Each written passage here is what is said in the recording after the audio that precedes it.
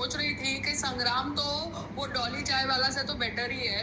डॉली चाय वाला की क्या आउटस्टैंडिंग है, मतलब तो डॉली चाय वाला के नाम से फ्रेंचाइज खोल रहे हैं, मगर संग्राम को भी समझना चाहिए ना कि हेल्दी हसल के नाम से अगर वो फ्रेंचाइज खोलता है तो हम बहुत कुछ कर सकते हैं। मैंने 1 साल से ऊपर मेहनत करी है, मगर ये समझ नहीं रहा है कि संग्राम के नाम से फ्रेंचाइज खोलूंगी तो वो ऐसे ही बंद हो जाएगा। हेल्दी हसल के नाम पे मैंने मेहनत करी है, मगर संग्राम को हेल्दी हसल को पुश करना पड़ेगा ना, क्योंकि ये लोग को तो गरीब एंगल को एक्सप्लोर करना है। तो जितना आदमी गरीब बैकग्राउंड से है उतना ये लोग हेल्प करके दिखाएंगे कि वो कितने बड़े मसीहा है, क्योंकि इनको तो वोट चाहिए ना पुअर लोगों के लिए। तो पुअर लोगों के सो कॉल्ड हीरोज बनाने हैं इनको, ठीक है, सो दैट वो लोग उन हीरोज द्वारा पुअर लोगों के वोट ले सके।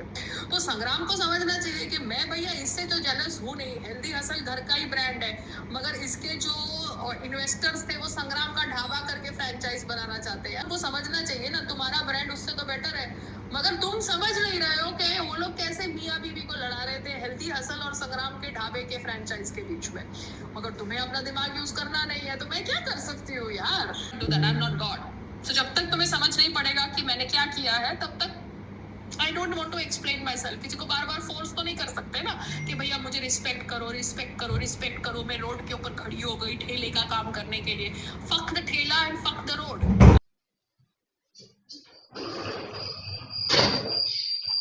तो जैसे ये गैस की रीडिंग होती है वैसे इलेक्ट्रिसिटी मीटर की भी रीडिंग होनी चाहिए ना। हाँ, तो फिर इलेक्ट्रिसिटी मीटिंग की भी प्रॉपर रीडिंग होनी चाहिए ना, लास्ट रीडिंग अभी की रीडिंग, क्योंकि ये तो हमारा घर है। तो हमारे घर में अगर गैस की रीडिंग हो रही है तो हमको पता है कोई छेड़छाड़ी नहीं कर रहा, क्योंकि कोई नौकर नहीं है। नीचे अगर इलेक्ट्रिसिटी के मीटर की छेड़छाड़ी हो रही है तो उसका पूरा लॉक इन की होना चाहिए और चाबी हमारे हाथ में होनी चाहिए ना। जैसे हम 10 बार बोलते हैं कि भैया टेरेस की चाबी हमें ऐसे नहीं छोड़नी, हमें डब्बे में डालनी है, कोई प्रोटोकॉल होना चाहिए, कोई भी आके कुछ भी कर सकता है, मगर टेरेस के ऊपर कोई मीटर लगा नहीं है।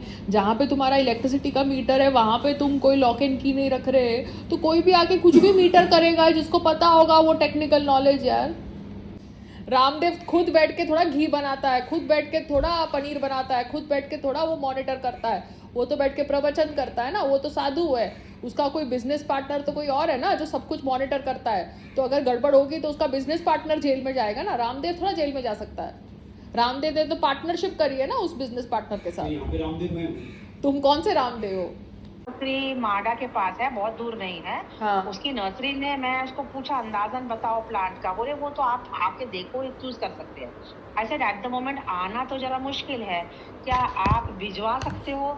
सो आई सेड कि हमने वो पर्दा बेल लिया था लेकिन पता नहीं क्यों चढ़ नहीं रहा, पत्ते जड़ रहे हैं। So he you can give him the address, he can send his माली एंड द माली will check. I said terrace का गार्डन है उस हिसाब से। हाँ तो ठीक है, आप उसका नंबर भेज दो, मैं उसको एड्रेस भेज दूँ। आप वरना ही एड्रेस भेज दो, अभी मैं घर पे हूँ, संग्राम भी घर पे है, तो वो 5 बजे के पहले आ जाएगा तो देख लेगा। मैंने फुल एड्रेस भेज दिया है, मैं गूगल मैप भी भेज दूंगी, मैं करंट लोकेशन भी भेज दूंगी। आपको समझना चाहिए कि मेरे को कोई ना कोई इन बिटवीन पर्सन रखना पड़ता है कुछ भी काम कराने के लिए। वो रहमान ने जो भी तालपत्री का काम किया जब आप इन बिटवीन पर्सन थे, ठीक है। ये स्टॉल वॉल के काम के लिए मैंने कभी मेहनत करने से शाय नहीं किया है। मैं रोड पे चली हूँ, मैं डीमार्ट तक चली हूँ, मैं डीमार्ट से आगे तक कोई बीएमसी के गार्डन तक चली हूँ, ठीक है। मैं बैठ के ये खोजा गली से लेके कौन सी गलियों के अंदर घूमी हूँ कारपेंटर को ढूंढने के लिए, नहीं पता नहीं क्या क्या करने के लिए। तो मैंने मेहनत करने से कभी शाय नहीं किया है, बट मैंने रियलाइज किया है कि मेरे साथ जो भी डायरेक्ट डीलिंग होती है वो डीलिंग कॉम्प्रोमाइज्ड होती है, जिसकी वजह से मुझे किसी ना किसी को बीच में रखना पड़ता है। अदरवाइज वो राकेश के पीछे मैं क्यों जाती भैया स्टॉल पे और वो इंटरेक्शन में फंसती, आर्ग्यूमेंट में फंसती।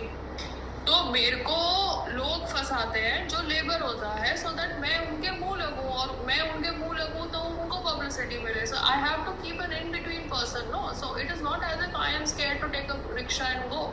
जब एजलेस वाले मेरा इस्तेमाल कर सकते हैं अपनी पब्लिसिटी के लिए, तो ये लेबर क्लास से क्या पूछना। मैंने सुना है कि आईआईटी कानपुर का सो कॉल्ड टॉपर को समझ पड़ेगा कि पर्दा बेल को उगाने के लिए कौन से इंग्रेडिएंट डालने होते हैं। मुझे बताओ कि पर्दा बेल जो हाई फाई घास फूस नहीं है, वो घास फूस के अंदर कीड़े कैसे लग सकते हैं, और कौन सा कीड़ा होता है जो पत्ते को काला करता है और आधे पत्ते को ग्रीन रखता है। तो IIT Kanpur so called topper, kindly give me your point of view कि IIT में बताया जाता है कि प्लांट्स के ऊपर कीड़े कैसे लगते हैं, वो फाइंड आउट कैसे करना है, और क्रीपर को चढ़ाने के लिए कौन सा खाद डालना चाहिए जिसकी वजह से क्रीपर फटाफट रेन वाटर में चढ़ जाए। तो IIT Kanpur, I am looking for your feedback. और आप अपने वो IIT के ग्रुप के अंदर मेरा ये ग्रीवियंस डाल सकते हो और मेरी क्वेरी डाल सकते हो, और उनको बोलो कि उनकी तरफ से जो भी पॉइंट ऑफ व्यू है, सोल्यूशन है, आंसर है, वो ग्रुप में बता दे। मैं वीडियोस भी आपके साथ शेयर कर चुकी हूँ जहाँ मेरा बेल पत्रा को किसी ने खा लिया है, कौन सा कीड़ा है मुझे पता नहीं। तो वो IIT कानपुर के ग्रुप में शेयर करो और प्लीज़ मुझे बताओ वो लोग क्या जवाब देते हैं।